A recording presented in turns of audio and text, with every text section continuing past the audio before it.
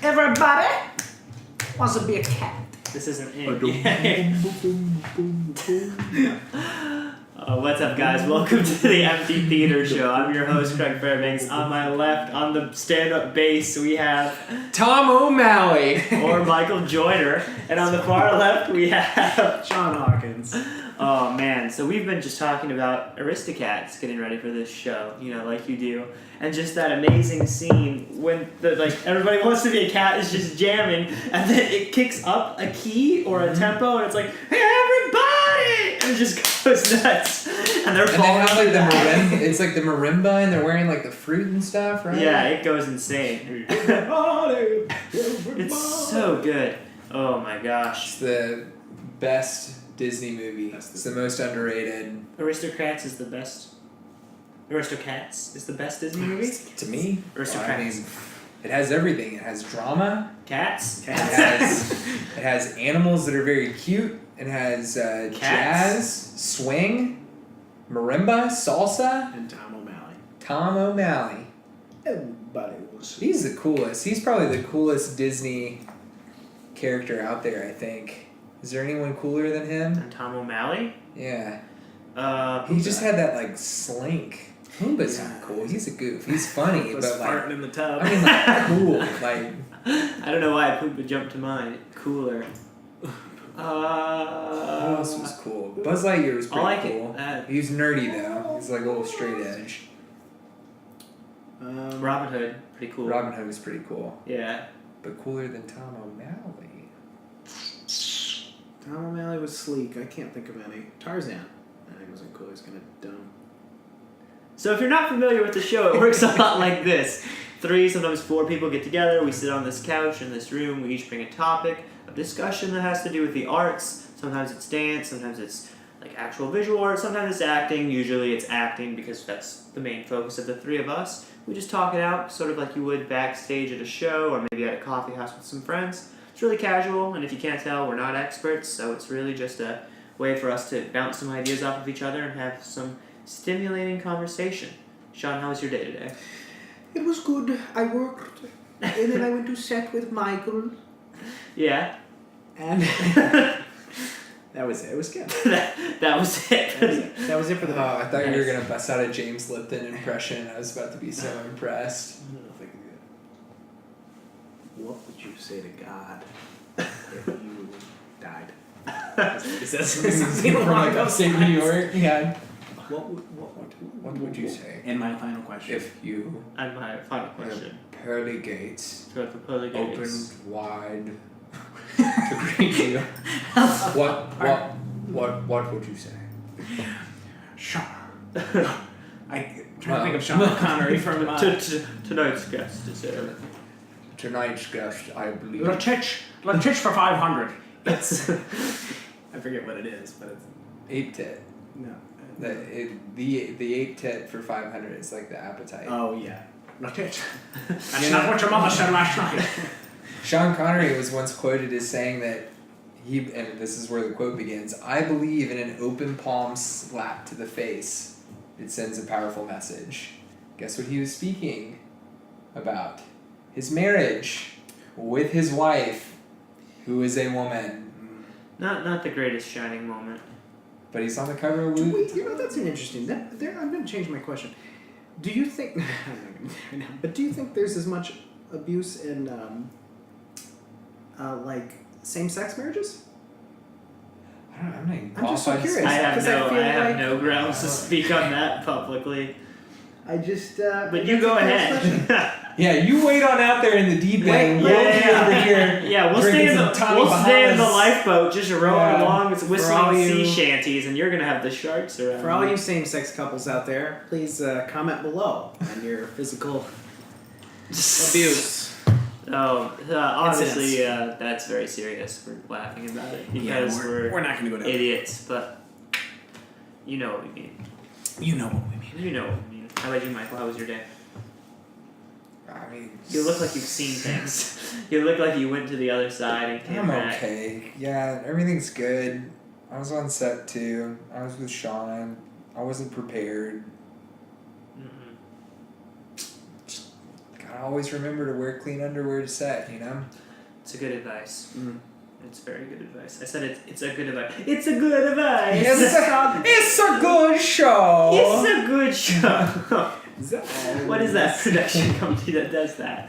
It's like bad posters. I don't know. It's Bad pasta. I feel like it's a good I show. feel like it's Dan Harmon. I Again, know it's like a Rick Rick and Morty. and Morty, but I've seen it on like other stuff. It's Well, Rick and Morty kind of ties. I feel like it's into- on Community too. that extra Dan Harmon. Yeah, double D. I'll see your Dan Harmon, sir. I'll double it. Dan Harmon. Danny boy. Oh, Danny Harmon boy. Welcome. The pipes. Welcome The to pipes the are actors calling. studio. So this might be a more silly episode of the show. It's not even a good impression. It's so. That's bad. we know what's I happening. just like we know this talking. isn't I just great, like but- talking like this. Dustin, who was your mother? Tell us about your mother. And you said you had parents. He does. He always starts with like the parents. yes, you Let's start back where it began. conception. 1976, Iowa.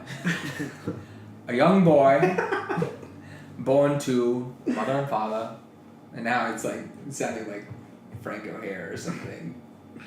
On a doll. Are you guys comfortable? I feel like you guys are just like I feel very- slouching yeah. away into the I'm just couch. melting, man. Just gooping. just chilling. I'm up to you. Tell you I'm sorry. Dude. Zombie bite. So Shawn and I were playing Nazi zombies the other day in Call of Duty, and we were playing split screen. I died, and we play zombies so much sometimes that we play like music on a Bluetooth speaker while we go. And it was just Shawn on like the 20th wave running around like that, and Coldplay's The Scientist came on. So it was very funny. And zombie.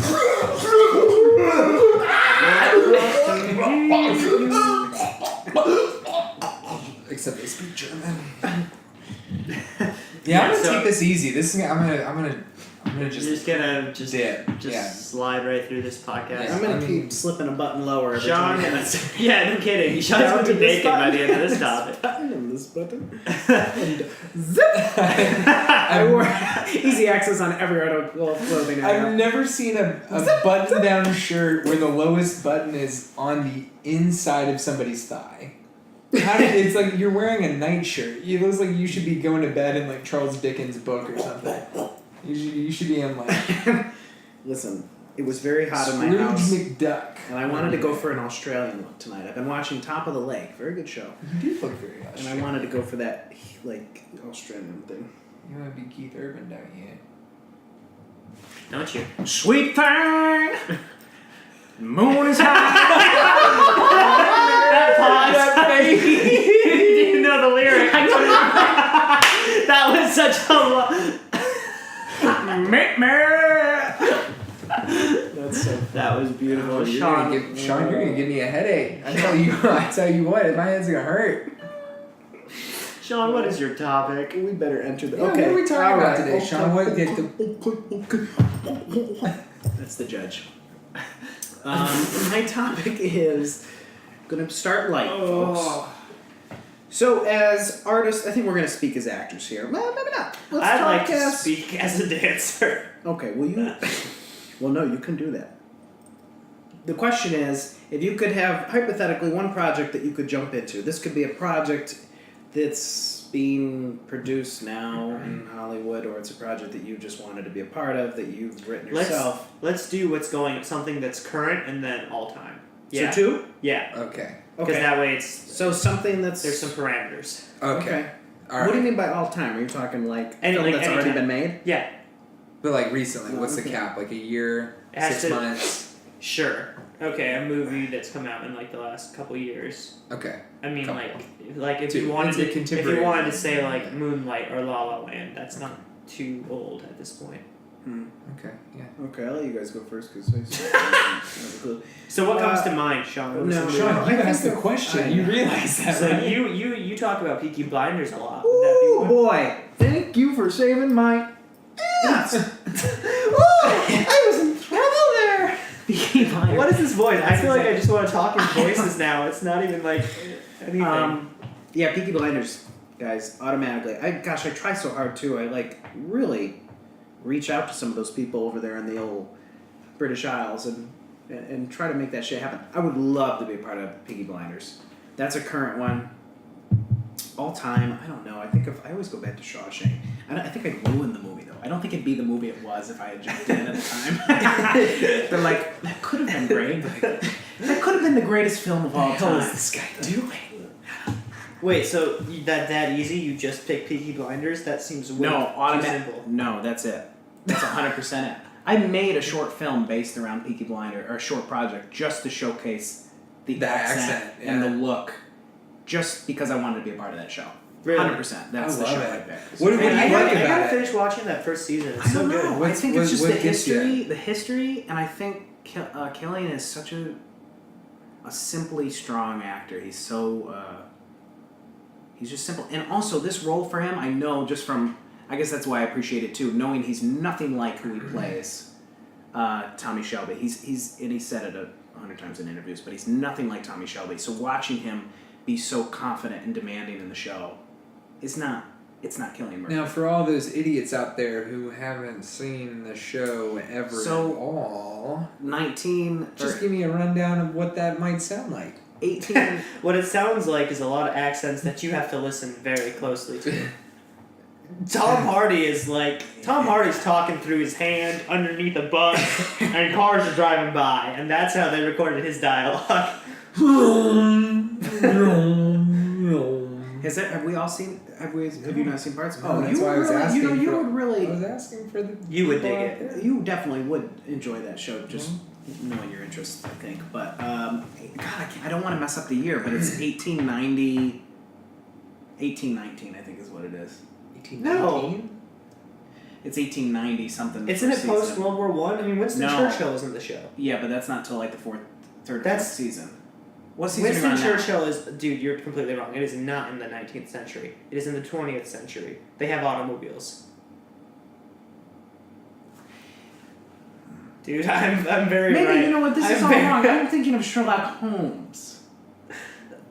No, I really don't know. But I thought it was. Isn't I thought it was Isn't started it in post the World War One? Or is it pre World War No, One? I guess you are right. No, you're right. You're absolutely So right. it's like- because it's that's like after his 1920s. trauma and the. Isn't it 1920s? Yeah, jazz. I think you're right. Because it's No, a no, young you're right. Winston You're right. Churchill. The first, I think the first season is 1919. I'm up to season 4 or 5 now, and it's 19. It is 1920s. I don't remember how many years go by, but you're right. 1919. I think Okay. is the first year. It's based on a real gang from that period in Birmingham, England, but it's loosely based because obviously they will do a lot more in the show. But a lot of great actors. Yeah, who plays the mom? She is so good. Pa, Powering off. unacceptable. We always forget about Who, that. mom? Who? Every time. Mom? Who? Pa? Like. That needs to be a GIF for us for all time. I don't care if only 4 people ever watch the show. That How was does that happen? I don't even know what's happening. Like this. You just watered those cactuses. This shirt like beads though. It's like That's yeah, good. Teflon or something. No, seriously, it's like Gore-Tex. You just brushed it right off. It's My multifunctional jeans, shirt. however, are like sponges. They were like, Give me water! all right. guys. I don't know. You'll have to check it out. I just enjoy it. I think it's a it's a fun little deal. All time. Great music. Yeah, and they really went with the modern music for a lot of Arctic Monkeys. Oh, that's why you like Arctic Monkeys so much. Yeah, I was just listening to it tonight. For some reason, it gets me inspired. I don't know. Good show. I would recommend you check it out though if you have the time. It's hard to dive into a show that's got 5 seasons because it's like You're so such far an- behind. But it's like 6 Yeah. episodes a season, right? Yeah, it's not. But they're hour. But yeah, it's. Yeah. But how do you commit to? There's just so much. I don't know, I so mean, much like, stuff to watch. I feel like it's really easy for people to jump into Game of Thrones right now, and there's 7 seasons of Oh my that. god, I can't even think about it. Oh, dude, I know you haven't watched that, but you. I know I will that's- watch I know that. it's just so nice that you have that still. Do you guys feel like we're ever getting buried by pop culture? Yes. I feel like we've reached the point of almost excess. Yes. And I feel that way about comic books. Like I read them when I was a kid, but not a lot. And it was only like certain runs, so I was like really up to date on like Ultimate X-Men, but then like, you know, some of the other stuff it's like never even Moon Knight, It's a who's lot. that? Don't, you know, no idea. But Moon Knight's now supposed to be everyone's getting great. so excited about it, and for good reasons. Like there are a lot of like really cool things that are being made that's out there. But it almost I feels think- like that you have to have such a specific area of focus and interest Which that is if kind you of a good waver thing, from right? that, I mean, no one needs to read everything. No one needs to watch everything. but It's don't just you feel hard. like It's that just hard there's- with the expectation of like, oh, you haven't watched The Wire. Well, yeah, I but just think you can't. Yeah, we can't live by those rules anymore because Yeah, there's it's just just too too much much. shit. I don't even give a shit what people think that a certain thing is entitled to be watched. I don't think that plays. that doesn't bother you at all. This sort of like Yeah, like- intellectual currency that people hold over How could you? and You, they're you know like, what? yeah. I got a funny story about that. I went to a director who I was auditioning for under my agent at one point, and he was very adamant about. He's like, "Gosh, you came here and you don't know, you haven't seen these movies from like." I had The history of an time. acting coach in LA tell me that once. And I'm like, and you know what I thought instantly? I was like, I didn't say it, but I was like, this gentleman who's 60 years old, he's seen all these films, he grew up with these films. He's not seen probably half of the material that I've seen in the modern day. Right. There's just no way to keep. There's no way to. How could you possibly keep up? I have to like pay the bills to even want to be or to be an artist, and I've got to watch all the material that's out now, all the material that's already been made. How do you? You can't. There's no way you could possibly. And also, like, you'll get to it. You know what I mean? You'll Like- get to it, right, Like it's on maybe the list. eventually you'll see some of the famous classic movies that maybe you've missed. And I feel like I've seen so many, Yeah. but there's There's so so many. many. Yeah. There's gonna be thousands more by the time that you get to that point where you see it, and then you're just constantly catching up. It's like a hamster on a wheel, over and over and over itself. You'll never get Craig to the end said of that road. something funny the other night at my place when we had Netflix just up, and I remember you saying, "God, there's so much bad television," and I was like, "That's so funny because." Oh man, I'm glad I just got No. quoted as that. No, but it's interesting I'm a because nice guy. either day you could sit down and be like, "Oh, there's so much good television, there's so much bad television," but there's just so much television. There's Right. just so much Well, television. think that about there's- what goes into you deciding to watch a show. Like, I've seen Peaky Blinders on Netflix for forever, but it took you telling me, like, hey, it's amazing. Like, seriously, it's amazing for a long time before I ever started it. Just because other things grab your attention. How many shows have you think you started that you've decided within the first Thousands. 15 minutes that you're like, okay, this is not happening? Thousands. All of them. Most of the shows that I've ever like started, I never finished. I don't know why I don't that know. is. I've started Not that Mad Men many. 3 times, and Oh. I think I'd love it. But Same. it's just you gotta be in Same. the mood. Oh, I Same. love Mad Men. Same. I can't get out of halfway through season 1. I can't do it. Yep, Oh. I'm in the same boat. That's that's fair, but it's like a slow burn. Like it's not in like that it's not good as you're going. It is, but like you can kind of watch it, set it down, come back to it. Like I remember there were times when I watched like 2 seasons during like winter break, and then got busy with college. Didn't watch it till the summer, and then picked right back up, and it didn't feel like I was out of it. You know what I mean? Do you like Elizabeth Moss? Yeah. So she's the lead in Top of the Lake that I'm watching now. Yeah. That, older Australian series. And Handmaid's Tale, right? Handmaid's Tale too, which is all All the rage. HB Hulu. or Hulu. Yep, they won the Golden Globe, right? But And the Emmy, I think. for which? For Handmaid's Tale? Yeah. Top of the Lake, I'm I listening to recommend the too. book It's right good. now. Once I finish it, I want to watch the show. Yeah, I want to watch that one too. But there we go again. It's like God, I got Right. a list as long as. Yeah. Okay, I'll answer your original question in a minute, but This is very interesting. Yeah, no, I'm really happy talking about this. Off the top of your head, how many things are there right now where you're like, oh, I want to get to that? So I would say Handmaid's Tale, The Wire, a classic one, Sopranos, The Leftovers, never watched it. Oh, The Leftovers Peaky is Blinders, an haven't incredible finished show. it. Yeah, I've heard that. Dark on Netflix. I'm sure there are others. If I could put one at the top of that list, it'd be The Leftovers. I mean, Oh, really? like. Ozark on Netflix, haven't watched that. Mindhunter on Netflix. Now let me ask you. Okay, I have a. I'm the only one who's gonna do this? Okay. No, I like it, but I just have a question about. Maybe I should we stay in the. No, ask whatever you want. I just think That's what this as show is. as actors, sometimes I feel like we're more, this is how I personally feel, that we're more forced to watch television and movies because we're just trying to learn. Sometimes it's less of like, I feel like it's more work than it is, like sometimes I watch a show just because I'm like, oh God, like when we're talking, you kind of have to watch the show. So how often when you're watching television or film do you become technically involved versus just enjoying it? Almost all the time. If it's a show where it's like there are actors on screen, Yeah, I just you're pay trying to attention to that. Yeah, which I don't think is. I don't mean that as in like I'm always thinking about it, but like it's just like what you pay attention to, which was going to be like something I wanted to bring up later, which is sometimes it's nice to watch a show like Archer or Rick and Morty or even like a documentary like Planet Earth, because you're not really worried about that. You're just kind of watching it, or even like. I find Great that British Bake Off, something like that. Yeah. I find that a show, I try with almost everything I watch to be technical first. But I feel like if it's a good show, like Peaky Blinders is a great example, I lose track within 5 minutes. I'm all of a sudden in the show. And I'm so attached to the characters. Or that's a good show. When you can't help but be like, Yeah. you just want to watch the show. Well, I don't start a lot of shows because of that. Like there are lots of times when like I haven't gotten through the first season of Peaky Blinders yet, but it's because I'll have time to watch it like 10 o'clock at night and I'll be like, I'm not awake enough. I want to enjoy it. You know? Yeah. So I think I would get through more, and then I'll watch like one episode of Archer or something that I've seen before and go to bed. You know, just kind of to like settle down for the night. But I think I'd watch more if maybe I didn't take it so like. Wasn't like, oh, I have to watch the pilot of Mindhunter when I'm like ready, which was a show I was excited for as soon as I saw the first trailers whenever those came out. I still haven't gotten to it. Yeah, I don't know. I think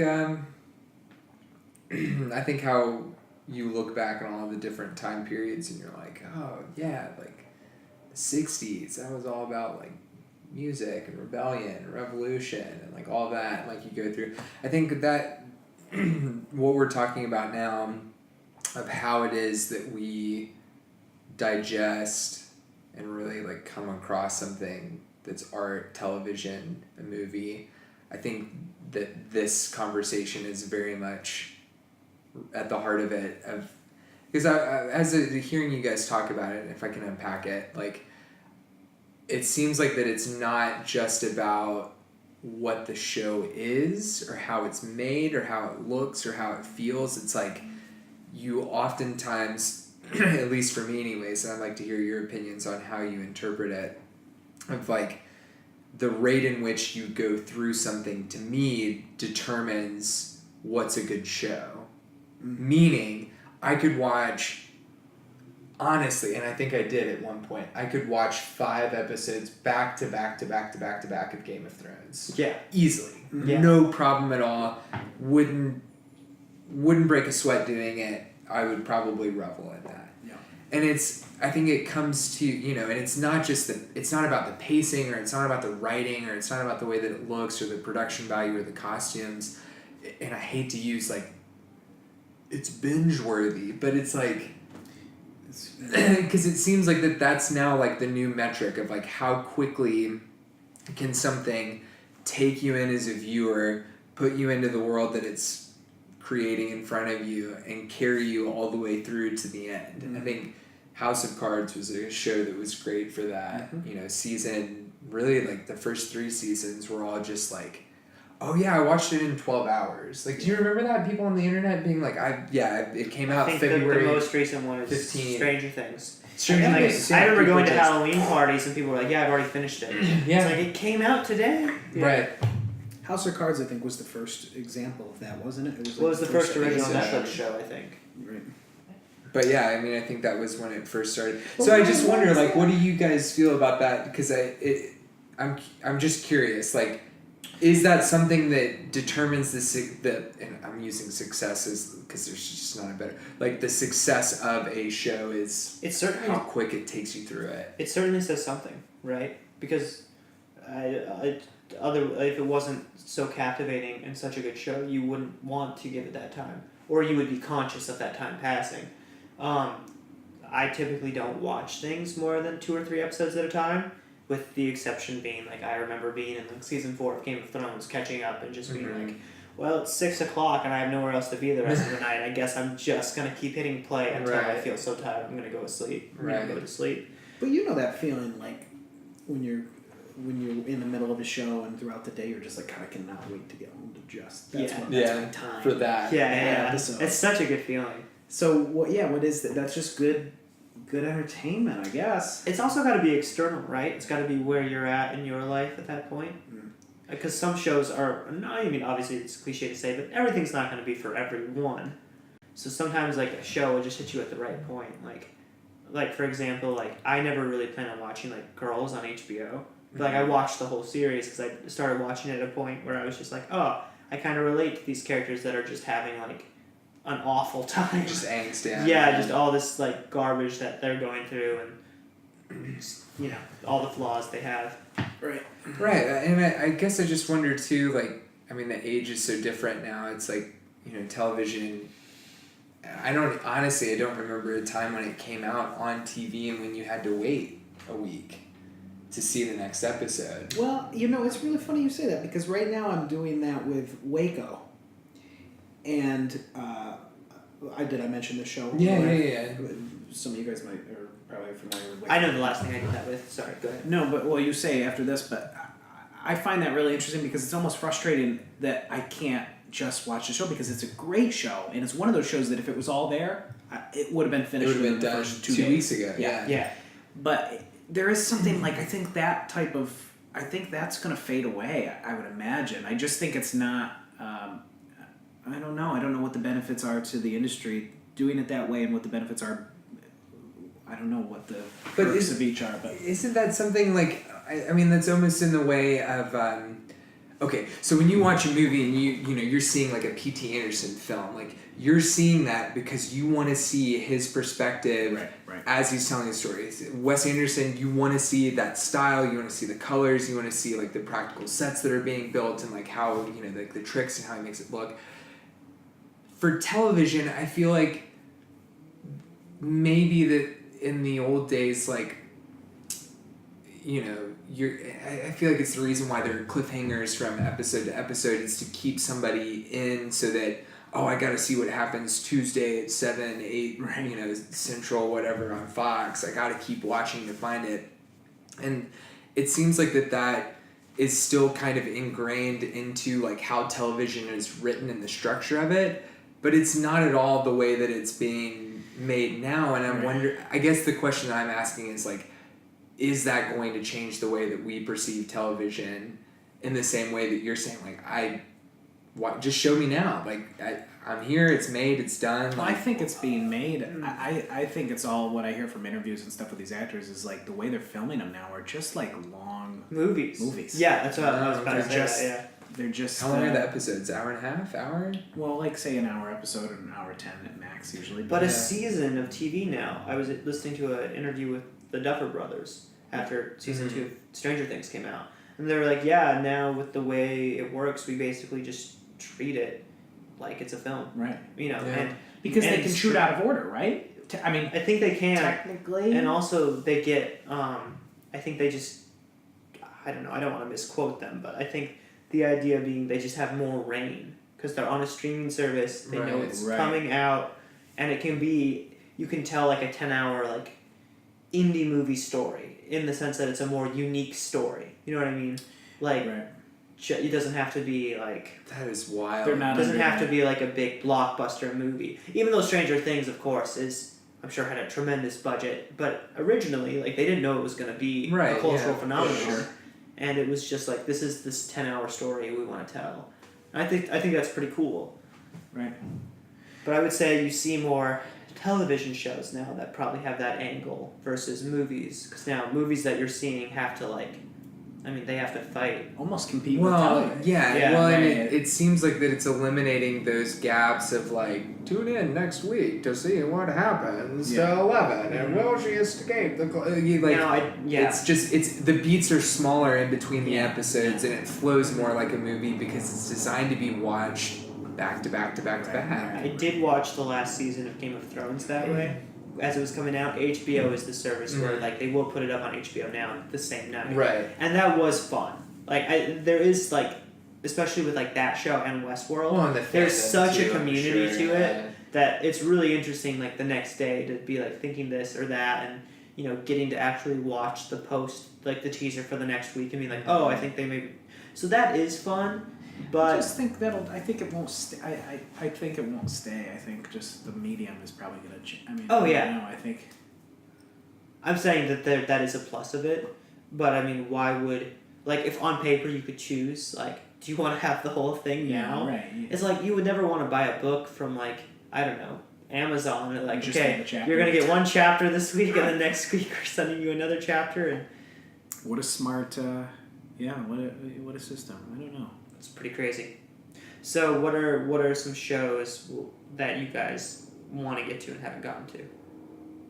Oh, I would add Waco to my list. Waco's great. Yeah. Just The combine Westworld them. season 2, which is coming, is gonna just blow my mind. I'm sure. But I'll give you guys a suggestion. This is one of the few television shows that I just finished, or that I have finished all the way through.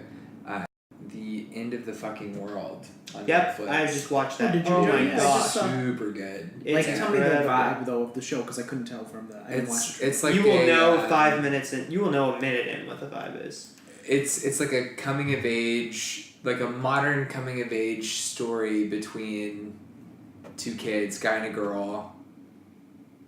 In I England. think the Netflix logline is like what it says on the show is like she's just looking for a friend to help escape her family, and he's there with her but wants to murder her the whole time. That's basically it. So it's very. It's delightful. It's quirky. It's weird. It's based on a graphic novel, I believe, and Yeah. they made it once before, It and looks the same nice. girl played. The same lead girl was in each version, so she's just really effortless in the role. Yeah, it's cool. It's a good show. You know, So I feel like I'm. What a question around. I feel like I'm slipping back into the. Past. oh, you're good. We're just chatting. I was saying, what are some shows that you haven't watched that are out there that you're like, oh, I gotta get to it, but just can't? Oh, I know there's a couple of them that, because whenever I talk about them, it's like, I can't believe you haven't seen that. Mad Men was one for me. That was always one that people were lost their minds over that hadn't seen that yet. What do you think? Now let me ask this then about, since we're on this whole topic of there's so much material, how do we justify? I do this. I don't know if you guys do this, but I'll go back and watch movies I've seen 100 times, like on a night that I'm just like I'm in the mood for that movie, or I pray that I don't start Breaking Bad again, because if I do, I'll watch the entire thing There again goes the because month. it's just it's gone. you can't just I start. haven't started it again since because yeah. How could you? Yeah, you'd be so. But how do we justify, like? Of course, we're saying all this stuff, or I'm at least saying that you know there's so much to watch. But I'll go back and watch The Judge or movies like that over and over because there's something about I think a movie that hits you. I guess. people like familiarity, right? Something that you know, and also if it's already something that's excellent that speaks to you. Sometimes it's like when you're sad and you put on sad music. You're like, you know what you're getting. You just kind of want that. You just need to like sit in that emotion. And sometimes it's nice to do that with a film. I'm going to say the worst thing, and I hope that both of you just punch me immediately in the face and then tell me to leave. But I always say, oh, this is going to sound so bad. It's exactly what you're saying. I see like a reflection of myself in films that are like that. Like, I'm thinking of like Good Will Hunting. Yeah. Like, I remember the first time I saw Good Will Hunting, and then every subsequent time that I've ever seen that film, I'm obviously like watching it through the eyes of somebody like now in the present, but then there's also that like little sparkle of like the first time, and you're just like, right. That Matt Damon is so smart. I want to be just, because I saw when I was like, a kid, like 12, 13, I was like, this is great. I want to be a fast-talking, smooth, like, smart ass who always has the right answer and, doesn't take anything from anybody. So, I don't know. No, that's interesting. So I feel that I totally agree with this stuff that you're saying. Like, what you bring to it is no one should ever feel chained to entertainment, right? I mean, like, or the art of it. You know what I mean? Like, you should be able to watch what you want to watch. I think if you there's This something to be is, said for purposefully diversifying your palette, which I think is good, but I also think like, I've watched The Dark Knight probably like 25 times since 2008, and I'll watch it a 26th time and I'll get something a little different out of it each time. Yeah. Yeah, it's got to be somewhere rooted in the fact that like this stuff is for pleasure. Like it is. It's that's it what I is keep called coming back to. entertainment for a reason. The only reason that we're talking about stuff like this is because a bunch of people realized that they could make a whole bunch more money if they, churn out their own films, if they have a production company, if they've got a streaming service, or if they've got, whatever. I mean, I absolutely agree. it's all coming down to the money. I think that was going to be another question that came up through time, but about Craig, I think that was your question last week about how not to be pompous might not be the word, but how not to be vain about what we talk about as artists. But to a certain degree, I think what we do is it's a fine line. It's some of it's just entertainment to some people. I mean, like what we're saying now, people out there are just watching films that they love over and over and Right. over and over. They're not. I don't know what I'm trying They're to say. not necessarily fighting a movie pass for their movie pass like I am right now. I just think it's a fine line between what we're so. Or they're watching. Willem watching Dafoe said movies on something interesting television. about that. We were just talking about him before the Like with the podcast. podcast. Not even that, but like commercials. Like they're watching like Hellboy 2 on Yeah, right. TBS with commercial breaks. Right. That's like that great John Mulaney joke from The Comeback Kid when he's like, my wife notices things about me and then says them to me and I'm just like blown away. I'm butchering this, but she's like, sometimes he will watch a movie on TV even though he already owns that movie on DVD. Yeah, right. Bringing this up to him confuses and upsets him. Yeah. Yeah, that is for John Mulaney. But Willem Dafoe in the Hollywood Reporter Roundtable. Yep. They talk about process, I think, at one point, and he says something about how like he's like you gotta relax, and then sometimes someone will come up to you and be like, well, it's not rocket science, and you just you want to be like, well, it is, or something like that. Yeah. It's like it just like. It's not easy to do. It's hard, but it's also it's not. For us, it's what we're invested in. Not surgery. It's what we do. It's we want to not only be the best at what we do, but we want to feel that there's relevance to it. Yeah. Yeah, I think too though, and man, this is the vortex. But I feel like that there's also like all cliches are true. Like I think art's the same way, that like art that's really powerful and impactful, that the reason it is that way is because there is some truth to that, and if you're watching it, that you're able to pick that out and be like, oh yeah, I do need to, following the good one, I need to get in my car and go after the girl of my dream. Like I need to do that, even if you might never want to. The movie came out in 1998. Come on, it's been a while, right? Sorry if I've just ruined Good Will Hunting. Yeah, he was dead the whole time. That's why the kid could see he was a ghost. So, anyways. But yeah, like, there's truth to it. So it's almost like these movies, like, somebody could say, like, I think it's something like Superbad. And they could be like, oh, that's crass entertainment. Like, that's something that, like, it's just a bunch of penis jokes and kids underage drinking. But in reality, like, for some people, like, that's what being in high school was like. You were somebody who was like a little ostracized, and you had like your friend group, or you had people that you like hung out with, but you weren't like, the most popular person, and it's something that's highly relatable. And the reason why it's so popular is because exactly that, there is something that is so relatable to it. Right. So it's like, it is just entertainment, but at the same time, if it's good entertainment that brings you into the fold and makes you feel something, well, that's more than that. It's not just a comedy to go, on a date on a Saturday night with your middle-aged partner. Right. And then, go to a nice restaurant after and then go home and sleep in separate bedrooms, like whatever that is. I don't know what that means. What about the quality of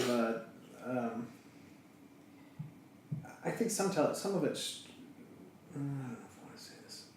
like stretches your mind to a certain extent. I mean, the things that we think about on a daily basis, or I know growing up, the things I thought about on a daily basis. Television was also a way to be like. I remember thinking about the writers. I'm like, how do people come up with this? Like, who? How? It's just it's like creative. I don't know what I want to say. It's really It cool to stretches see your- other people doing creative things. Right, and it teaches you about other people's lives, what other people are going through, especially watching this Waco. It's like, you've heard the story. O.J. Simpson was another good example of that. You've heard the story, you lived through the story. I didn't personally, both of those, but... And then watching the show from a different perspective and just seeing, okay, maybe that's how that person might have felt. Mm-hmm. Well, I don't know. It's just... And just opening it up It's and opening taking it from the popular mainstream narrative of like, he's a cult leader and he killed all of these innocent people. Right. Like, oh, well, maybe they all did love each other. And then they were happy, and then it was the government that was just bothering them. I don't know. I think that's the root of... I always come back to the root of what we do as and now I think it's 2 words, but it's always empathy and perspective. And I think that's at least my personal mission to what we do is just trying to show people walking in different shoes. Now some films like, I think you can do that with a film like Superbad, but it's also just good entertainment, I think. So it can be both. It can be both and nothing at the same Thinking time. too much. It can be the most important thing, but it's not, and that's why it's unimportant. But to those who it is important to, it's everything, and that's why it's something that's worthwhile. You just gotta be, man. Like, we're all here, you know, all of us together. All of us together. I wanna in the wrap up. living room. I want to wrap up my question with changing my answer to my all-time favorite film, Aristocats.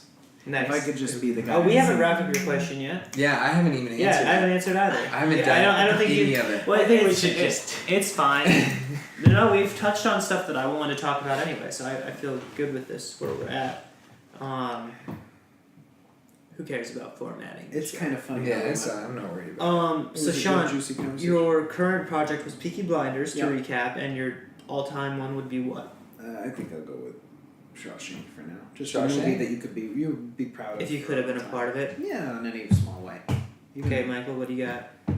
My contemporary project would probably be. I'm trying to think of something.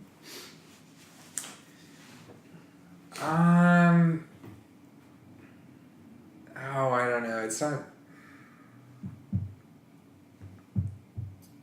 I don't know if it's like contemporary and not. Okay. Okay, it would probably be Spider-Man: Homecoming, just because I think that like it's the best Spider-Man movie Oh yeah. ever made. That was really cool. And it would be super fun to be in that world. And I like that it would how it felt, and it was so different from The other. 2 prior franchises that Yeah. were like very big and very successful. And that's just for saying like I was in a superhero movie. Like what? Like, there's nothing cooler than that. Yeah. Anybody who could say like I was in a Marvel movie, like Yeah. man, you're living the dream. All time, I honestly I probably would want to be in Urukai and Helm's Deep in the 2 towers. I think that would be freaking cool. Like being in the Lord of the Rings. God, I don't know why I didn't think about Franchise that. would That would've be- been cool. Phenomenal. So you're just okay. Yeah, that's my big one of all time. God, that would have been so cool. I would love to have my name on that credit Right. somewhere. Did you see what they said about the two white people in Black Panther? Did you see this? No. They were both. It was Bilbo and Gollum. Yeah, I did. Yeah. Isn't that funny that like the Yeah. 2 white people in Black Panther were Tolkienites? Have you seen it yet? Not yet. I'm Okay. I wanna see Oh, it. can we go see it together? I haven't Yeah, seen it. let's I would probably see it again with you guys. What are you Yeah, doing right, later? yeah. If I get my movie Oh my pass God, back I'm by fine then. to You, Jeez. you never will. So, contemporary, They're never gonna. I would pick, I think, Mr. Robot. Okay. Yeah, That you like that one. show is That's an odd one. so good. Good show. Yeah, I think I would go with that. I mean, Game of Thrones would be an easier one, but I think I would go with Mr. Robot. It's only in its 3rd season. You could pick contemporary for all time. I'm just saying, like, if Sure. you want to do both Game of Thrones, but. No, if I was gonna do all time, it'd be Harry Potter. Yeah, part. yeah, Pretty yeah. freaky Yeah. too. Yeah. Like to have grown up, like to gone through Yeah, the yeah. whole. I mean, can you imagine like all Yeah, those you're not like Lavender Brown who just like shows up in the fifth Yeah, and then yeah. dies in the seventh. Yeah, You're no, it'd just be like, cool oh, to there be she like, goes. it'd be cool to even be like, you know, like Neville Longbottom or something. Yeah, who's, yeah, a, someone who's a like huge that. character in the books, but not as big in the movies, even though still Right. big. But I mean, like, come on, like that franchise is incredible. Yeah, or like Dean, Yeah, one of like the Gryffindor kids that was like there but not really, but he was still there. When I was in Nashville for New Year's, we were at this club for New Year's, Acme. Oh, It was brutal. gosh. It was brutal. But I remember there was these drunk guys kept bumping into me, and they're going, "Who's this fucking Draco Malfoy over here? Draco Malfoy." because They of were your picking because of your I dyed hair. because of my love blonde it. hair. I was like, I oh, love it. jeez. That's Were they funny. big old like Southern boys, Big old just frat big Southern, frat stars, their vineyard vines and chubbies. That's awesome. Why would you ever want to go downtown No, I don't anywhere know. for It was New Year's? it was peer I pressure. don't know how you do it. It was brutal. I went once and I just sweated against people. That's all I did. Yeah, I was just no, really, sweating because you have to wear a on jacket people. in Oh, it was because you're so awful. cold, and then you get in, and I couldn't take the jacket off. No, It was fine. There's nothing right about going out on New Year's Eve. It's unnatural. It really is. It just like have a house party, invite people, and have them all bring cheap champagne, and just get drunk, throw up in the yard, and leave. Like, Did you guys hear that? Everybody wants to be a cat. Ha ha ha! Everybody wants to. I kind of want to watch the. I kind of want to watch the Aristocats now. good luck finding out a streaming service. Oh yeah, really. Yeah. Those classic Disney movies are tough to find. They're with Walt Disney and his Frozen. There is a Of vault, course. man. You gotta wait for like the Walt 50, Disney. Walt 50th Disney's frozen anniversary inside the statue giant inside of the. collection. Do you know his head? Cinderella's- His head's frozen. I've heard that. I don't know if it's true. Yeah, That's right. on And they're gonna Futurama. bring that man back to life. Yeah. Yeah, they have him with all the other presidents and stuff. They got him in jars and they talk. Oh boy. I'm like, Futurama. That's It's crazy. that cartoon show. I can't live in this world. Put me in that basket. It's on Adult Swim. So can I take your question one step further? Yeah. Let's pick a specific role now, not Oh God. not with complete respect to whoever did the part before. You know what I mean? Because like, you know, we all think of incredible performance. Maybe we shouldn't do this. Maybe that's too. Well, because no. when you talk about Because I got- want to hear what you guys say, but I would never want to be like, yeah, I've got I would love to the- be Matt Damon in Good Will Hunting. I've got but, yeah. the most sacrilegious answer, and I'm unafraid to say it. for the same movie. I think I could play a pretty good Joker. I mean it. And here, hold on. Let me unpack it. Let me unpack it. I think that if you're put on such a big stage as like you're going to be the craziest comic book villain of all time, it's going to be on film. You've got an all-star cast. You've got one of the best directors in Hollywood. You also wrote this, like everything's lined up and dialed in for you. Limitless possibilities in a world that has quite a lot of stuff that's already like very well established, and that there's not a whole lot of give. If Are you understand talking what I about Heath Ledger or Jack? Oh, no, not Or Tim just Burton. or just in general? No, No, I think it comes down to. I think Christopher Nolan's franchise. Yeah. I think that's still. That's I my mean, favorite. Like, I was just clarifying. yeah, but I mean, even with like Jared Leto and Suicide Squad, Oh, that movie yeah. was trash. But, anyways, I think that there's something about crazy. Oh, I sound like such a jerk saying this. I think that that's easier to play than what people give it. You know what I mean? Maybe not. Well, I think what you're trying to say is sometimes there's more freedom and no ceiling than there is in having a I ceiling. agree with that. Right, and I think that there's just like, I don't know. I think people often they see the whole performance, and they're like, oh wow, that was amazing that like you could do all, and then like, you know, this and that, and it's like all very, it's like impressive for people from the outside looking in who's like not necessarily an actor. But I feel the same way. I'm not even saying like I myself could play something like, I think many people could do that. Like Joaquin Phoenix, I think would be a phenomenal Joker. I think he'd be a good. I think Willem Dafoe would be a phenomenal Joker. Like I think any actor, I think that's like the easiest thing that you can play is 100% absolute crazy, mental off your mind, because you're not limited to the bounds of you know, like if like, okay, I'm starting to like get wheels under this as I'm like talking about it. So if I were on set and I was a Joker, and you know it's that scene with like Maggie Gyllenhaal, and you know they're at the part like the rooftop party. I could lick her face if I wanted to. Right. I would never do that under any circumstance if I was playing anybody else. Like I never would. But if I was the freaking Joker, I would go up and be like, and not like creepily, but like, I mean like in terms of the choices of what it is that as you the make. character, yeah. And then and you're trusting that, you know, you have a phenomenal director to where you're like, oh yeah, dude, no, licking her face, that's not what we need. Oh, licking your lips a lot because you're feeling, okay, yeah, absolutely, that's a good idea. Go and take that further. You know, it's like, Right. you're in that sort of like incubation of like, you know, you're keeping all of the best ideas that serve the purpose of the character and the plot and the story in the film. You're throwing away all of the stuff that's just like, oh yeah, no, Jared, you can't be sending co-stars dead animals. That's not like, right. That's not it. That's the wrong kind of crazy. That's like real world. Like you're just being Where kind did of he a get the jerk. dead animals? I don't Do know. you? Did he have a guy? Do you want to know though the funny thing I learned from the Heath Ledger documentary about why he licked his lips? Why? Because I've heard this. Go ahead. Because his scar makeup was cracking and peeling, and he would lick to keep it moist and not from Right. falling apart. Yeah. Is that not the funniest? Like, but still, I completely agree with you. I think under the circumstance that you have to be fully committed to. You just have to be fully committed. You can't. That you have to be free, and I think that's what Heath Ledger did, and even Jack Nicholson does in most of his films. But you just have to be free.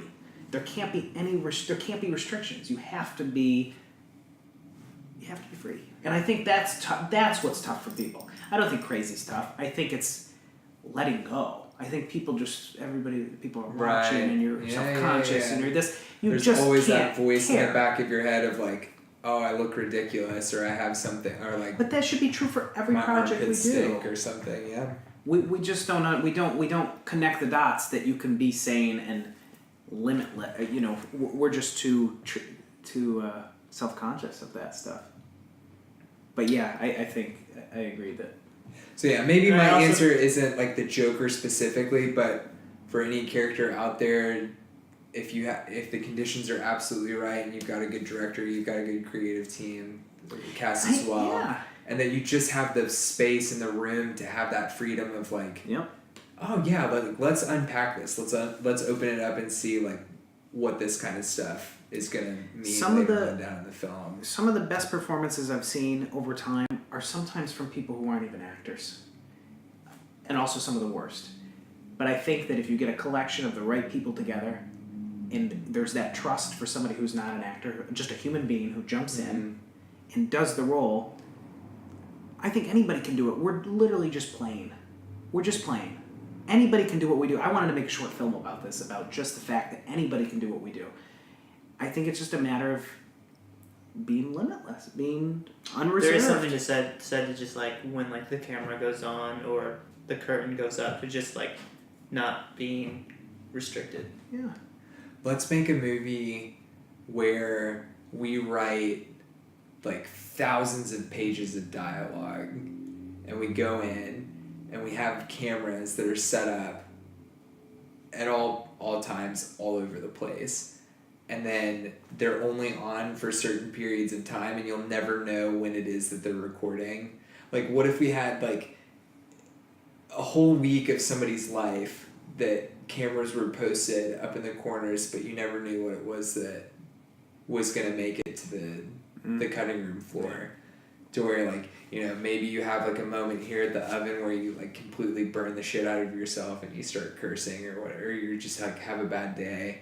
It's like, could that be part of the film? I don't know, maybe. Well, if it makes it on, I bet it could be that wasn't even was, because I feel like that's also something too with acting, like, and that you see so much with people who aren't classically trained as actors. It's almost like they're like animals, like cats. Like cats are so interesting because all they are doing is being a cat. Yeah. There's nothing else that it can do. And then, you know, when a cat's going to like bop stuff, it's not so that you can watch it bop stuff and be like, oh, that's so cute. It's because you just, oh yeah, I'm gonna check that out, and then I'm curious, I play with it for a second, I figure it out. If it interests me, I stay. If not, I go.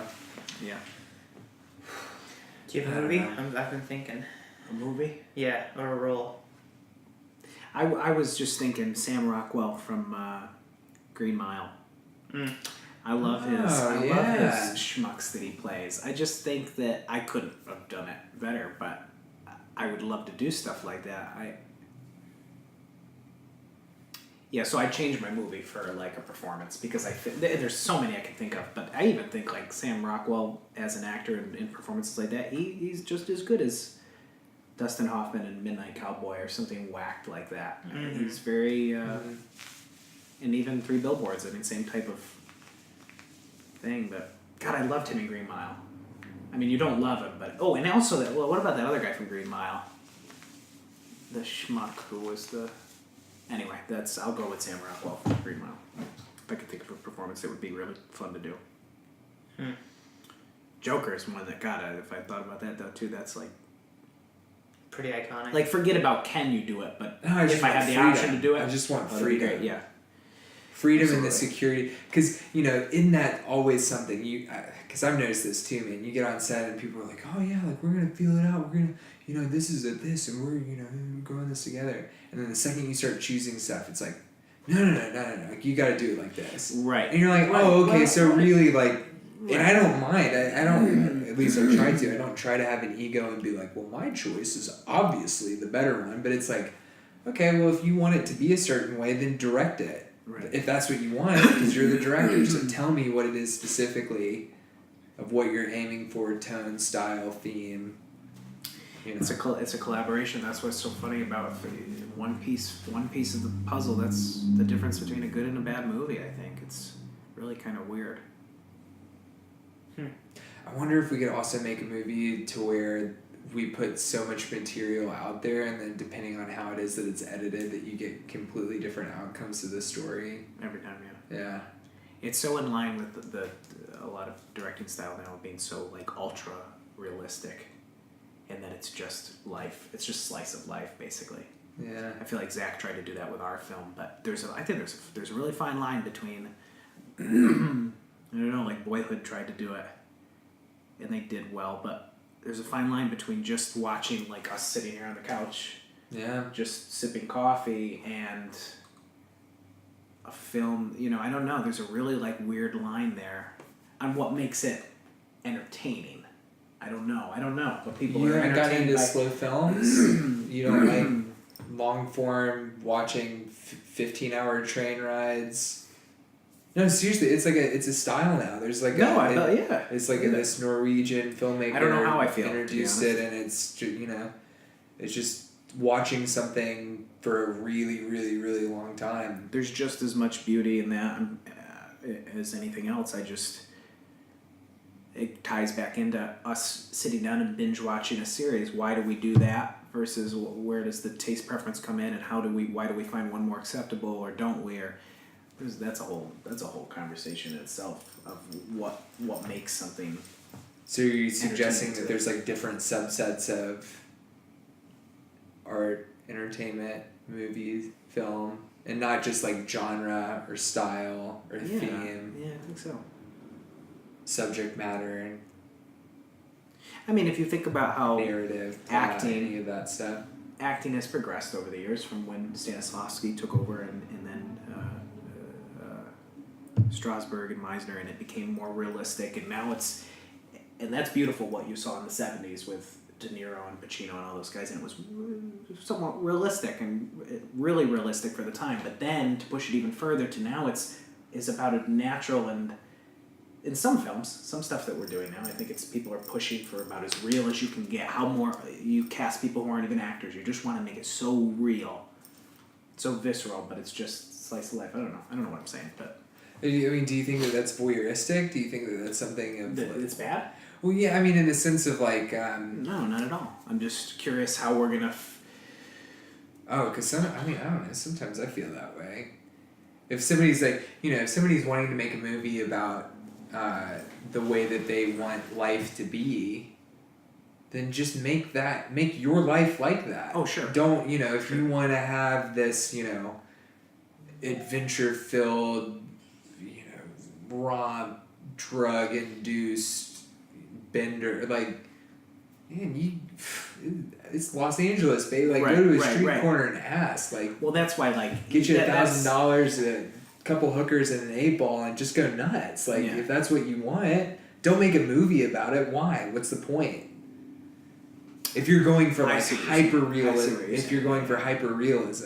so I feel like that's kind of like that balance. If you have, like I'm thinking of a movie like Boogie Nights. It's like that. Like, sure, it's rooted in reality, but that is character driven. Like that narrative is the whole relationship between all of those different characters that are in that line of work, and it's drama. I mean, that, it's like a heightened, Yeah, but at the same time, don't you feel that there's movies like that that are not at all that far, like that's not far from, that's much closer to the truth than, I mean, there's people who are living lives very similar to that, I would imagine, I don't know, but then day to day it's not. I think maybe we're talking like how something's done versus, I don't know, I'm losing my grounding here. So I've been sitting here thinking about what role, and I am having a hard time. I keep going back to Jesse Pinkman, because I think you would just learn so much being on that project for 5 years. Oh, yeah. Let alone how incredible it would be to be a part of that. Right. But I just, I feel like that must have been, all the acting training you could ever want. Graduated. Yeah, just after getting to do that. The incredible everyone on that show is stellar. Yeah, it really Let alone Bryan Cranston with the best character he's probably ever gotten to play. I was telling Craig the other day that Zach, or maybe I told you, but Zach, my friend director, he'd auditioned for Jesse Pinkman's role, and Aaron Paul. That's the worst story. Listen, Aaron Paul came up to Zach because at the time Zach had been doing more than Aaron Paul. Zach was on 90210. Yeah. And Aaron Paul had said, "Gosh, I'm just really inspired by your work," and he's like, "I just hope that I can be doing what you're doing." And then boom, he got the role for Breaking Bad. Yeah. And Zach was just like, oh. But just the pressure, and I guess I don't think Zach felt pressure because you just go into a room, you don't know what a show's going to be. Yeah. But to think about that as an actor, you have no idea. You have no idea. Like the kids for Stranger Things right now. They just thought they were doing a Netflix show, and now they're right.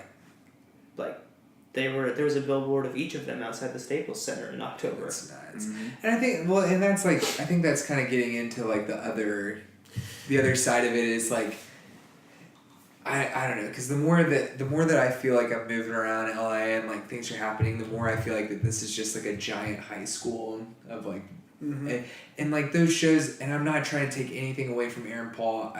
I love his performance. I think he's a great actor. From everything that I've seen of him and read of it, he seems like a very, very nice guy, very down to earth. I'd love to work with it, whatever. But it makes me wonder of and I guess that's going back to the point that I was making about the Joker stuff is, could somebody else have just as easily slid into that role and done not the same thing and not achieved the same effect, but had that same outcome or the same result, if that makes sense? Sure. Like say Joaquin Phoenix jumped in at the time, was committed to the role, did the role with Christopher Nolan. Would we? Forget Heath Ledger. Leonardo DiCaprio. Right. Yeah. Right. Yeah. So say you just see that film, could it have been the same? Could it have packed the same punch? Basically, I'm sure. It's just and interesting. that doesn't take anything away from whoever does the role. I think it's just like, you know what I mean? I Like, think a lot of that's in the, I think, we say actors make choices too, but I think a lot of it's in the writing. I used to do, and I'm not just saying this about myself, but watching other people do it too, in class, taking scenes from films that you haven't seen or shows that you haven't seen, going up on stage doing them, and then going back and watching both your clip, what you videotaped in class, and watching the actual show, and how similar they can be. Yeah. And not just me, but any, a whole bunch of actors on stage, and you're like, whoa, those are like uncanny almost. Right. That's funny because I think a lot of that's writing. Yeah, that you've expressed what I was trying to say a whole lot better. I mean, yeah, I see stuff like, commercials and scripts and things, or even like, television shows. It's like, what's the difference between that person and the other 10,000 people that fit that age, that demographic, that breakdown, whatever. It's like, it's just weird. It's like you're validated only if you're seen. And if you're seen, it's great, and that's awesome. That's and you can get into other things that can get you seen, and then that's more validation for you. But if you're in the back of the room, I think smart actors, this might be bold to say, but I think smart actors will always come very close to the same truth. There's one truth. There's a truth for a role. There's a truth in a script. That's what we're searching for as actors, to find out what that means. And I think there's that one truth? I smell what you're stepping in. No, I do too, but I'm just... No, I think that's a valid counter argument, because I don't even know if I'm right. But yeah, I think there's a not like as an audience viewing it, what you walk away with. I think there's a lot of things you can walk away with. I think looking at a script, that's why I'm trying to compare the similarities. When you read a script for class, you're finding that truth to the best of your ability. You're doing it. But for 90% of the population, 90% of actors, I think you're going to find a similar truth. I don't know. Maybe you could make little choices that kind of flare it up or change it, but the story is the story. The message is the message. The character is the character. What, you could pull up your pants a little higher. You could put on a big...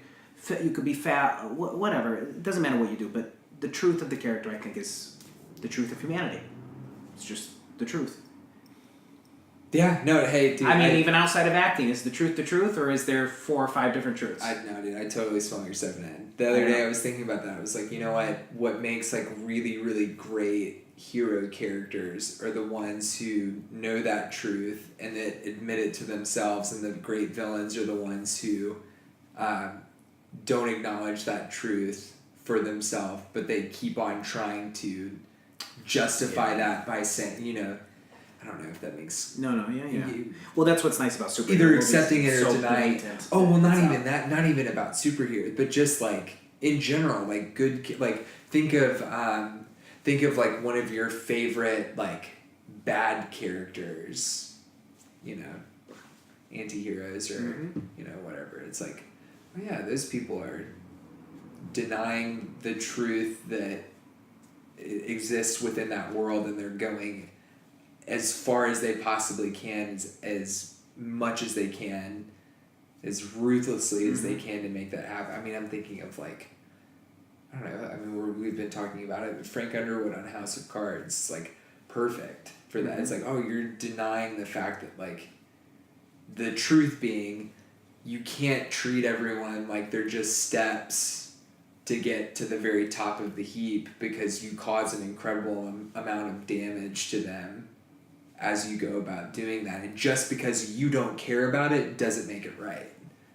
You know what I mean? Okay. It's like that, like, that's a truth that we know in this world is like, you should be nice to people, but it makes it sick and disgusting and twisted because we're watching a character constantly and only make the choices that serves him. That's his truth. I think if you were to take it from like any sort of structural or character analysis of like, Francis will only do what serves him the best. And if anything comes in conflict with that, it's that thing that has to budge, not him. So from that perspective, it's like, that's why I think, again, back to, the writing and what you were saying earlier about any actor, I think if any actor worth his or her salt who is going through and playing a character and they can pick the person down to that little like nugget of truth for them, of like, I am never going to lose. I'm never going to settle anything that anyone does. You know, I don't know, they're expendable or whatever. I don't know if I They go agree through with that. all of this. Because I think what makes characters interesting is think of a character that gets played all the time, like Hamlet. So there's truth to the character, there's truth in the world, but isn't it what's captivating about seeing that character played over and over and over again is the nuance and which truth the people choose to focus on in that nuance. So for some, you know, someone could choose that their truth for that Hamlet would be, you know, something that has to do more with family. Another actor might choose that it has to do with like Hamlet himself and his coming up as the Prince of Denmark. I mean, obviously you can say that the themes of the play are the same each and every time, but isn't it what makes it interesting seeing it over and over again? Which truth is brought out in that performance versus, oh, look, Benedict Cumberbatch did it at the National Theatre and he found the same truth that Kenneth Branagh found. You know what I'm saying? So it's like, yes, we always want an honest performance, but we don't necessarily always want that same. Well, I think Shakespeare's a bad example because there's so much that could be offered in the scope of a particular character or a script or story or a play, you know, whatever. I think that's like probably the absolute most in terms of Okay, truth. so because Bruce Wayne, Michael Keaton versus, you know, Christian Bale. Well, they're two different films. vastly different, I would say. They're two different scripts. I'm just taking. I'm talking. So you're saying specifically- that if Cillian Murphy had been cast as Christian Bale, you think it would. Which have been, he. Oh, I know. Which that's he. why I said him. Yeah, right. If he'd been No, Christian, because if this he'd- is if what I he'd was been gonna say Bruce on Wayne, top of not this. Christian Bale. If he'd This been is- Bruce Wayne, it would have been the exact same. No, Or they would have I found- think that the degree that would have changed would have been like 2 or 3 degrees. I think the truth. I think that he would have Right. been just as impressive as Didn't you say Christian Killian? Bale. Who did the voice originally? Wasn't it Killian who did the voice? No, that was Christian Bale. He did the voice first. So that's like those little things I think change. I think what I was going to say too, the performances that we admire. So say someone else did Heath Ledger's thing, like for example Jared Leto, but it's not a different script, so it doesn't really count. But if Jared Leto had done the Joker, I doubt it would have been. I don't know. Maybe it would. Maybe that counteracts what we're saying. But I think that the actors, the performances that we admire, are the ones that are closer to the truth. I think there's the through line of truth. I think the actors who get the closest to it, those are the performances, along with everything else aligning, all the other stars aligning. I think that's why we appreciate those performances, because watching Sam Rockwell in The Green Mile, that's the truth of that character. The different qualities that you bring to it, I think, can change. I Well, guess I I don't don't know, agree I don't with. know. I don't I agree with think that. it's- If you gave it a script and you put it on the desk of Daniel Day-Lewis and Tom Hanks, that their performances would only be 3 degrees off. Well, No, but I think the through line would be the same. Not I think the necessarily. performance.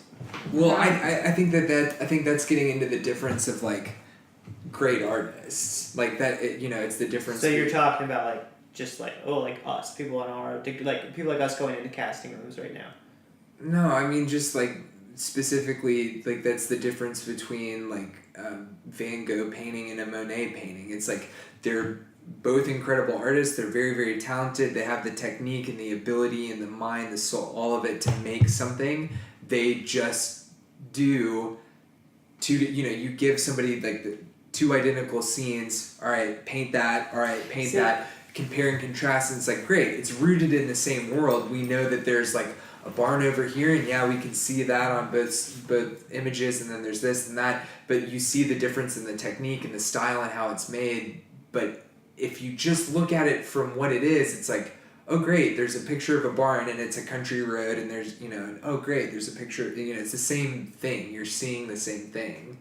So I don't know. almost- I see think we're on what two you mean. different- I just don't agree with I it. think we're on two different depths of what we're talking about. I think that I don't know how to say it, but I think what I'm trying to say is there's truth. I don't think you get to pick what truth is. I think that by the laws of whatever truth in general, truth in life. Sure. I think that our individual truths But then I almost disagree with that. I feel like our truths have to be somewhat, but our lenses are different. Perspective. Our perspectives are different. Sure. So maybe. But that your honest perspective on Hamlet and my honest perspective on Hamlet aren't necessarily incorrect because they are different or contrasting. No. Yeah, I think. I saw you think. Yeah. I think. No, yeah. No, because you're still looking Yeah. at the same. The only difference is that if there's a quarter here and you're looking at the heads and you're looking at the tails, both of you are right. It just depends on the perspective in which you're looking at it. But that quarter doesn't change. If I go like this and you describe heads and then you describe tails, great. It still didn't change. You're still describing the same thing, but you're seeing it from a different perspective. That's the only thing that I'm not saying that, like, you know, every actor is the same. All of us are, you know, anybody could do what it is that we want to be doing. And, you know, it's not like paint by numbers or interchangeable parts. You know, I think if you can focus on the quarter and say, okay, great, I am only going to describe that quarter in the best way that I possibly can. Well, what does that mean? Where am I looking at? How close am I? You know, can I see the date that's on the bottom? Can I tell, you know, certain thing? Like, that is you as an artist bringing that stuff to the table to work with, and it's going to be different because Daniel Day-Lewis might be like, oh, well, I don't care about the quarter. I care about how it's made and, like, what goes into it. Sure. And, like, you know, I mean, that's like, then you're getting into the nuanced levels of, you know, well, yeah, that's going to be way different. It's not, like you're saying, I feel like that you do have those, like, vastly varied results, but in reality, at least the way that I see it, that's like a 1 or 2 degree tilt. You know, I think that's like I think that's the only disagreement we had is it's that just slight. I see it as making. I see that 1 or 2 degrees is that you can almost like 180 the impact it has on me as an audience member. But I see what you mean as totally. It's a man named John Doe. John Doe is John Doe. It's just this person plays John Doe that way or the other way. And I see what you're saying too with the way that it reaches and how it goes far, because, you know, the difference between 1 or 2 degrees is not much when you're looking at it like this, but when you're going through the whole realm of the film. Sean's so happy that we just came to that. Now you are like 180 degrees apart because you are not 180 degrees, but you're like, you know, distance, 180 feet apart because it's, you know, you've started at a different trajectory and you've ended somewhere that would have been completely different if you were to take that artist and be like, all right, Heath Ledger, you take a seat, we're going to go ahead and put in XYZ, or all right, Christian Bale, you take a seat, and we're going to go ahead and put Cillian Murphy in there and see. You thought about doing the voice. What that? You did not. No, John, like, trying to do the Joker. So what that does. Yeah, no, I feel you. Again, perspective. Empathy. Aristocats. All right, boys, I think that's our show. Thanks for watching the Empty Theater Show, guys. So bad. Michael's got a headache. He's had a headache this whole time, so he was a real trooper today. Sean's going to dance us out. You can find us at emptytheater.org or Empty Theater Company on YouTube. I'm Kirk Fairbanks. That's Michael Joyner. That's Shawn Hawkins with the really low-cut shirt. And, thanks for watching. I don't think that I could play a Joker better than Heath Ledger. that wasn't his point. Cut. I hope that never is ever misconstrued as what I meant. Everybody, Sean's got a pee again. Everybody.